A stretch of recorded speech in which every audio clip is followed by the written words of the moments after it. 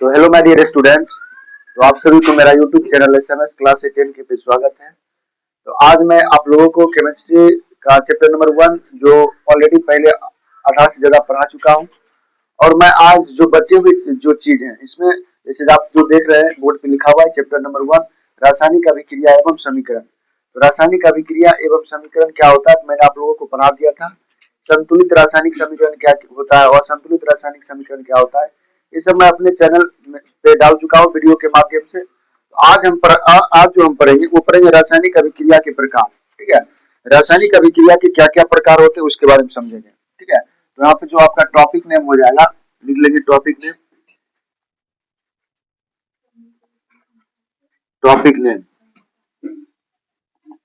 Topic name जो बाबू आपका हो जाएगा वो हो जाएगा रासायनिक अभिक्रिया के प्रकार। रासायनिक अभिक्रिया, रासायनिक अभिक्रिया के प्रकार, रासायनिक अभिक्रिया के प्रकार। ठीक है, तो बाबू आपका टॉपिक नेम क्या हो गया, रासायनिक अभिक्रिया के प्रकार। आपने इससे पहले बारे में पढ़ा था कि रासायनिक अभिक्रिया को पहचानने का तरीका पढ़े थे। रासायनिक अभिक्रिया को पहचानने का तरीका पढ़ लिए थे। तो इसमें बहुत सारे तरीके थे, जैसे गैस में परिवर्तन, रंग में परिवर्तन, अवस्था में परिवर्तन ना। तो आज हम पढ़ेंगे रासायनिक अभिक्रिया के प्रकार के बारे में पढ़ेंगे। रासायनिक अभिक्रिया कितने प्रकार के होते हैं, इसका कहाँ यूजेस है ना, तो हम देखते हैं। तो हम लिखेंगे यहाँ पे जो आपका पहला जो प्रकार हो जाएगा रासायनिक अभिक्रिया का, जो पहला, हल्ला नहीं करना बाबू, हल्ला नहीं कीजिए, हल्ला नहीं करिए, हल्ला नहीं करिएगा आप लोग। ठीक है, तो रासायनिक अभिक्रिया के कई प्रकार से होते हैं। जैसे पहला प्रकार में हो जाएगा नंबर फर्स्ट में, नंबर पहला प्रकार हो जाएगा वो हो जाएगा संयोजन या संश्लेषण अभिक्रिया। संयोजन या संश्लेषण अभिक्रिया। संयोजन या क्या होता है बाबू, संयोजन या संश्लेषण, संयोजन या संश्लेषण अभिक्रिया। संयोजन या क्या होता है बाबू, संश्लेषण अभिक्रिया होता है। यानी संयोजन या संश्लेषण अभिक्रिया किसे कहते हैं, आ सकता है परीक्षा में क्वेश्चन, किसे कहते हैं, किसे कहते हैं संयोजन या संश्लेषण अभिक्रिया किसे कहते हैं। तो लिखेंगे वैसी रासायनिक अभिक्रिया, वैसी रासायनिक अभिक्रिया, वैसी रासायनिक अभिक्रिया, वैसी रासायनिक अभिक्रिया जिसमें दो या दो से अधिक, जिसमें दो या दो से अधिक, दो या दो से अधिक,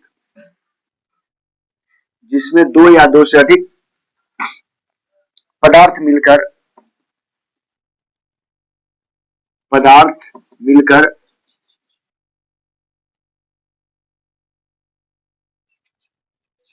एक नए पदार्थ का, एक नए पदार्थ का, एक नए पदार्थ का निर्माण करते हैं,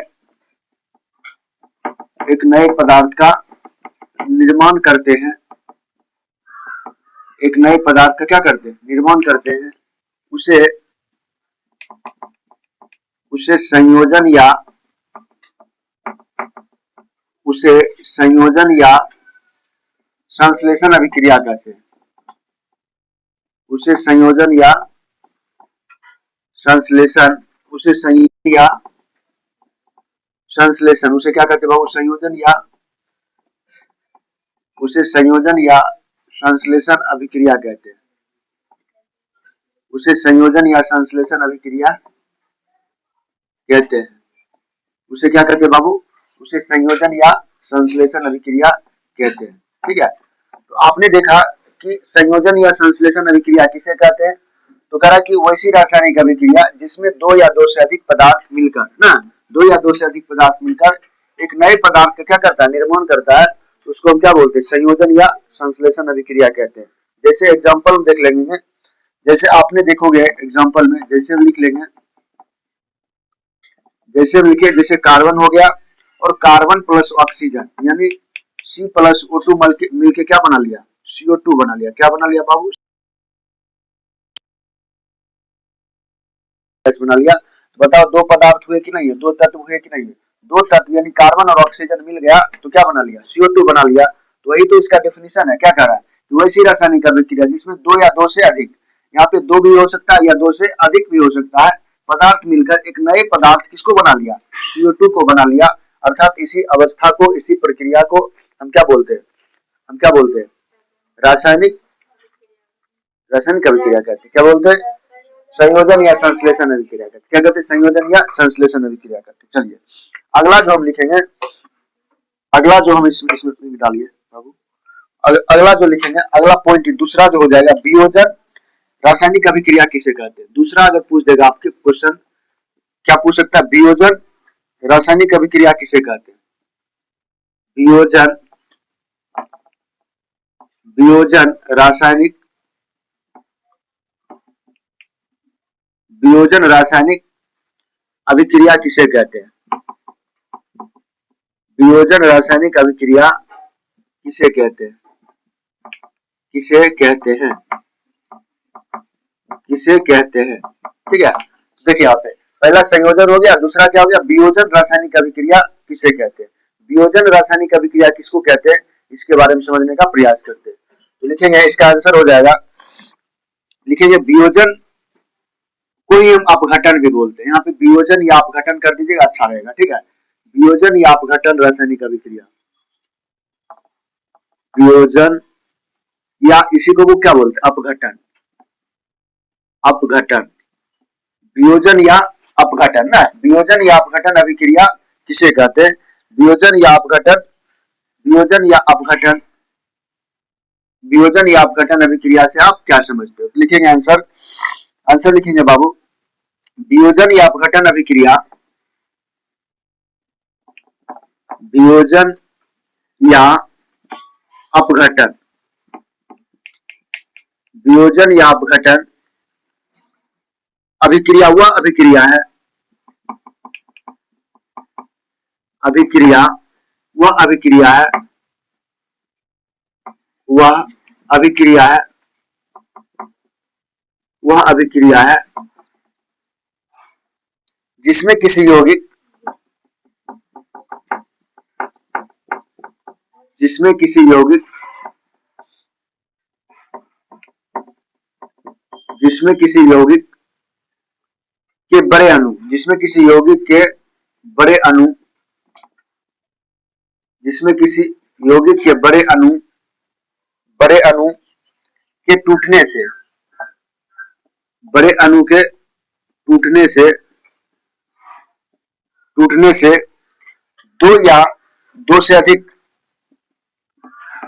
दो या दो से अधिक, दो या दो से अधिक, दो या दो से अधिक सरल, दो या दो से अधिक सरल यौगिक बनते हैं, दो या दो से अधिक सरल यौगिक बनते हैं, बनते हैं जिनके मूल गुण, जिनके मूल गुण,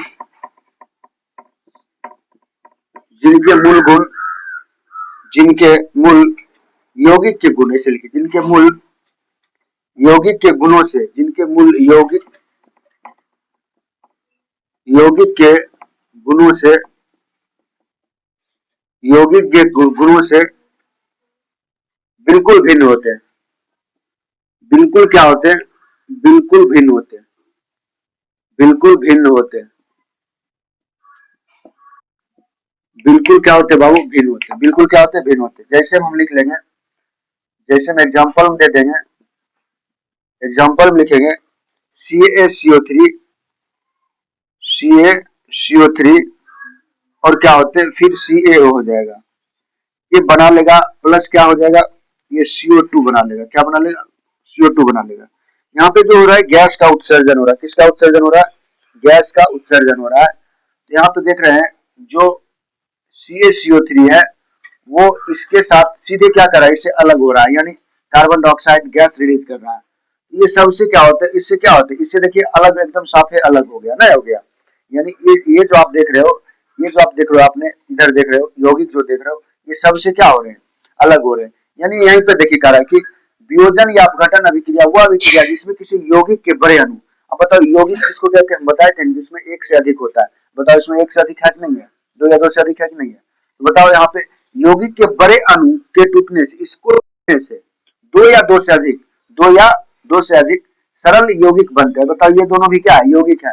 यहाँ पे देखो कैल्शियम और कार्बन लगा हुआ है, लगा है कि नहीं लगा हुआ है, तो ये भी क्या है, दो से अधिक हो गया।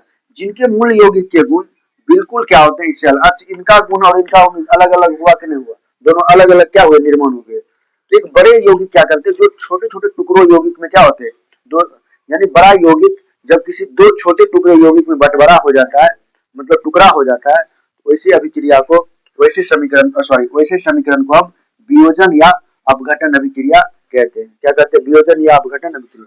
यहाँ पे कोई दिक्कत समझने में? चलिए अगला जो पॉइंट इसका हो जाएगा, तीसरा जो इसका प्रकार हो जाएगा वो हो सकता है आपका रासायनिक समीकरण किसे कहते हैं, मैंने पढ़ा दिया है। और संतुलित रासायनिक समीकरण किसको कहते हैं, पढ़ा दिया है। तो ये सब मैंने आपको पहले भी पढ़ा दिया। तो आप देखिए यहाँ पे करा कि यहाँ पे लिखेंगे एक और आ जाएगा आपका, आपका आ जाएगा आपका आ जाएगा संतुलित या असंतुलित हो ही गया था आपका। रासायनिक समीकरण को संतुलित करना क्यों जरूरी है, एक पॉइंट और लिख लीजिएगा, लिखिएगा संतुलित रासायनिकरण को सॉल्यूशन करना क्यों जरूरी है। नहीं तो रुक जाओ, पहले अभिक्रिया के बारे में पढ़ रहे हैं। तीसरा लिख लीजिए, तीसरा लिखिए ऊष्माक्षेपी अभिक्रिया किसे कहते हैं। दूसरा क्या लिखेंगे, तीसरा लिखेंगे ऊष्माक्षेपी अभिक्रिया, ऊष्माक्षेपी अभिक्रिया, ऊष्माक्षेपी अभिक्रिया, ऊष्माक्षेपी अभिक्रिया किसको कहेंगे, लिखेंगे, लिखिएगा जिस अभिक्रिया में उत्पादन के साथ, जिस अभिक्रिया में, जिस अभिक्रिया में, जिस अभिक्रिया में उत्पादन के साथ, उत्पादन के साथ, उत्पादन के साथ ऊष्मा का भी, उत्पादन के साथ ऊष्मा का भी, ऊष्मा का भी, ऊष्मा का भी उत्सर्जन, उत्सर्जन होता है। ऊष्मा का भी क्या होता है, उत्सर्जन, ऊष्मा का भी क्या होता है, उत्सर्जन होता है, उत्सर्जन होता है, उत्सर्जन होता है। ऊष्मा का भी क्या होता है, उत्सर्जन होता है। उसे, उसे ऊष्माक्षेपी, उसे ऊष्माक्षेपी, उसे ऊष्माक्षेपी अभिक्रिया कहते हैं। उसे ऊष्माक्षेपी अभिक्रिया, उसे ऊष्माक्षेपी अभिक्रिया कहते हैं, उसे ऊष्माक्षेपी अभिक्रिया कहते हैं। जैसे हम लिख लेंगे, जैसे में, जैसे में लिखिएगा बाबू 2H2 प्लस O2, अब ये क्या करेगा, ऊष्मा को रिलीज करेगा, ये बन जाएगा 2H2O और प्लस क्या बना देगा, ऊष्मा, प्लस क्या बना देगा, ऊष्मा। तो ये देखिएगा यहाँ पे ऊष्मा का क्या हो रहा है, उत्सर्जन हो रहा है। यानी करा कि जब हाइड्रोजन और ऑक्सीजन को संयोग किया गया तो दो हाइड्रोजन और ऑक्सीजन यहाँ पे बन गया है, दो ऑक्सीजन बन गया, यानी चार हाइड्रोजन और ऑक्सीजन वहां पे दो हो गया। तो इसको हम क्या बोलते हैं, ऊष्मा, ऊष्माक्षेपी अभिक्रिया कहते हैं। जिस अभिक्रिया में ऊष्मा का उत्सर्जन होता है वैसे रासायनिक समीकरण को हम ऊष्माक्षेपी अभिक्रिया कहते हैं।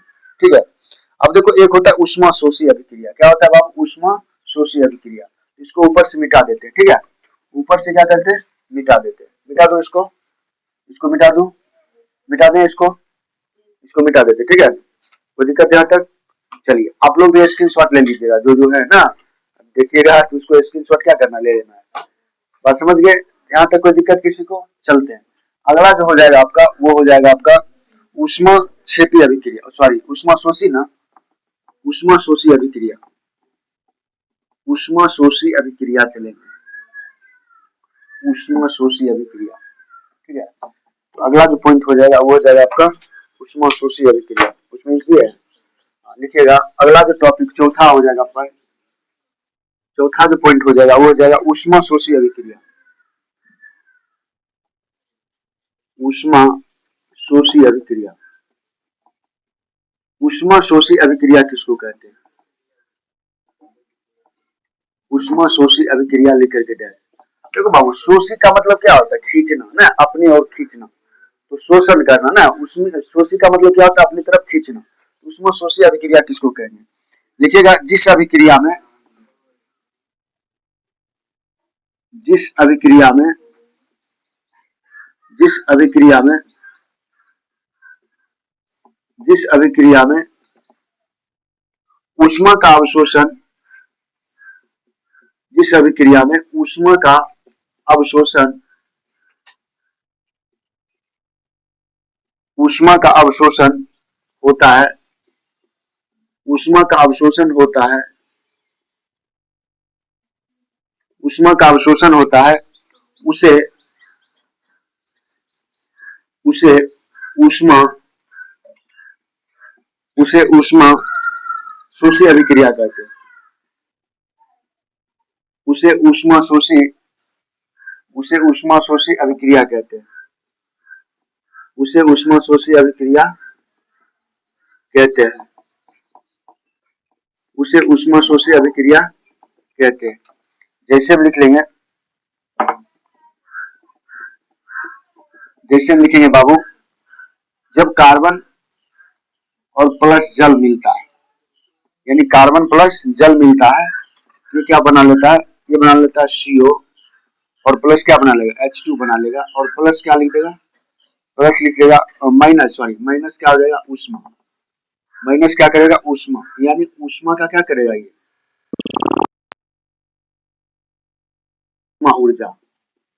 ऊष्मा ऊर्जा। ठीक है। दूसरा अगर देखेंगे, नाइट्रोजन अगर मिलेगा, नाइट्रोजन यानी N2 और प्लस ऑक्सीजन, ये जब मिलता है तो ये बना लेता है 2NO और प्लस हाइड्रोजन गैस, और ये माइनस करेगा, यानी अवशोषण का मतलब क्या होता है? माइनस। ऊष्मा ऊष्मा ऊर्जा। ऊष्मा का क्या करे? ऊर्जा। अब यहाँ पे माइनस हम क्यों लगाए?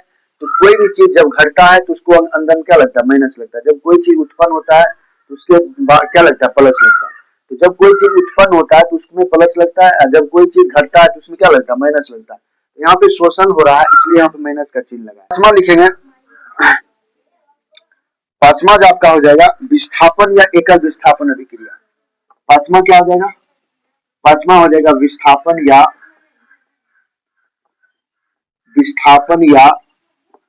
एकल विस्थापन अभिक्रिया। एकल विस्थापन अभिक्रिया। विस्थापन अभिक्रिया। पांचवा क्या हो जाएगा? पांचवा हो जाएगा विस्थापन या एकल विस्थापन अभिक्रिया किसको कहते हैं? तो लिखेंगे बाबू, वैसी रासायनिक अभिक्रिया वैसी रासायनिक अभिक्रिया वैसी रासायनिक अभिक्रिया वैसी रासायनिक अभिक्रिया जिसमें अधिक जिसमें अधिक जिसमें अधिक क्रियाशील तत्व जिसमें अधिक जिसमें अधिक क्रियाशील तत्व जिसमें अधिक क्रियाशील तत्व कम क्रियाशील तत्व कम क्रियाशील कम क्रियाशील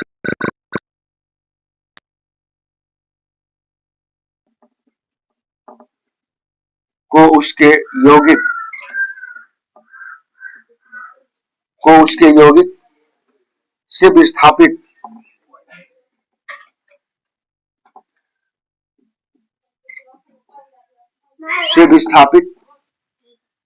कर देता है विस्थापित कर देता है विस्थापन अभिक्रिया कहलाता है। विस्थापन अभिक्रिया कहलाता है। विस्थापन अभिक्रिया कहलाता है।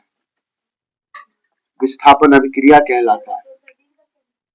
विस्थापन अभिक्रिया कहलाता है। ध्यान देना बाबू, विस्थापित का मतलब समझते हो, जैसे आप लोग प्रतिस्थापित करते हो, कल मैथ में पढ़ाए थे ना आपको प्रतिस्थापन विधि, एक जगह से दूसरी जगह क्या करना, रखना, प्रतिस्थापित करना, विस्थापित करना।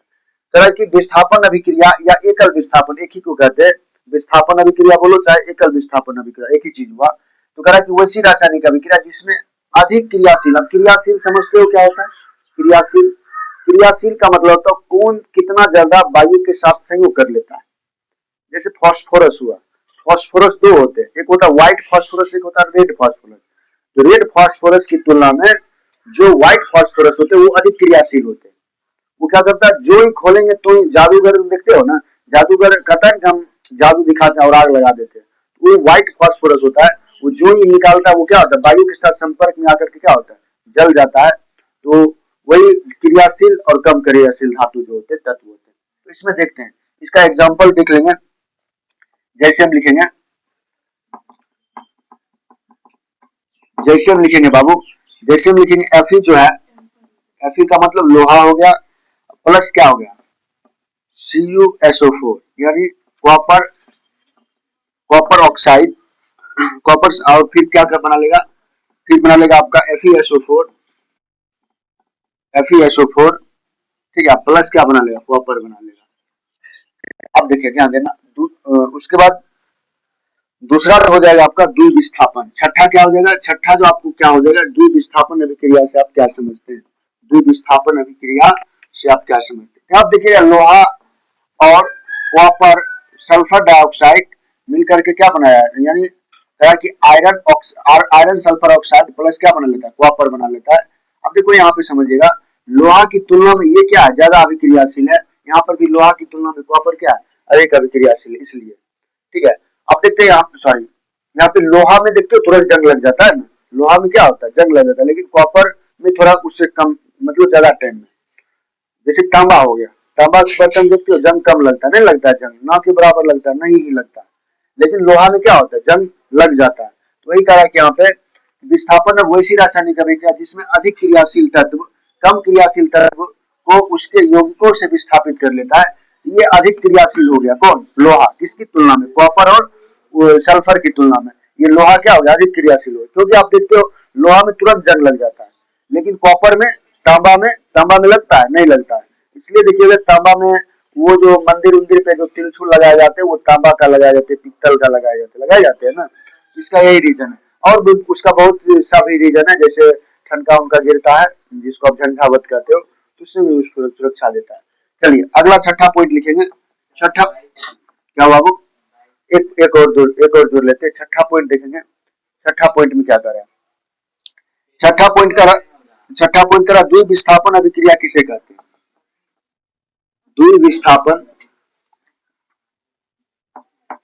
द्विविस्थापन अभिक्रिया किसे कहते हैं, द्विविस्थापन अभिक्रिया, आज छोड़ देते, इसको छोड़ देते, इसको दूसरे क्लास में करा देंगे, ठीक है। तो बाबू अभी जो इसमें लगभग आपका 11 ना, 11 अभिक्रिया है, तो मैंने लगभग आपको 5 करा दिया है ना, और 5 करा दिया है, तो 6 बचा मैं दूसरे वीडियो में पार्ट 2 में करा दूंगा, क्योंकि वीडियो बहुत लंबा हो जाता है, और ठीक है ना, तो थोड़ा डिजिटल बोर्ड तो है नहीं, दिक्कत हो जाता है इसमें। तो आप लोग यहाँ इसको समझ गए, विस्थापन अभिक्रिया किसको कहते हैं, तो जो ज्यादा अभिक्रियाशील कम अभिक्रियाशील धातु के साथ, अब अभिक्रियाशील समझते हैं, जो वायु के संपर्क में बहुत जल्दी आ जाए ना, तो इस ये सब समझ गए होंगे, ठीक है ना। इसको आप नोट्स कर करके आप बढ़िया से याद करते रहिए, ठीक है। अगर ये वीडियो मेरा पसंद आया होगा तो मेरा यूट्यूब चैनल SMS क्लास 10 के को सब्सक्राइब करें, बेल आइकन दबाएं और दोस्तों में ज्यादा शेयर करें। धन्यवाद, फिर से मिलते हैं।